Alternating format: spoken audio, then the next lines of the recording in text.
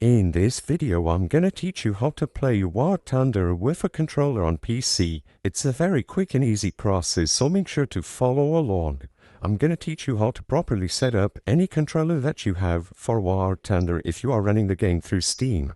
As you can see, according to the official Steam page for the game, it has full controller support, which means that as long as your controller is being detected by your computer, it doesn't matter which brand of controller, Xbox, PlayStation, or even generic ones, it is going to be picked up by Steam and it's going to get automatically set up and work for the game.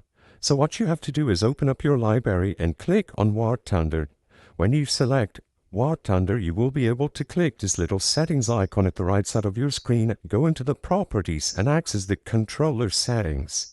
In here, make sure that Steam input is enabled for all kinds of controllers, Xbox, PlayStation, Switch, generic, etc.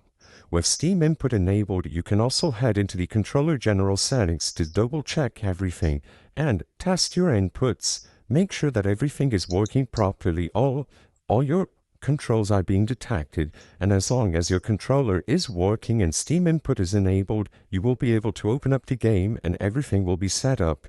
Alternatively, you can also go into the gamepad settings and change the layout in here, or you can just change the layout inside of the game, as I'm going to show you on screen momentarily. As long as Steam input is enabled, like I said, this is going to work. Just make sure to run the game through Steam itself. I hope I was able to help you on how to play War Thunder with a controller on Steam. If this video helped you, please be sure to leave a like and subscribe for more quick and easy tips. Thank you for watching.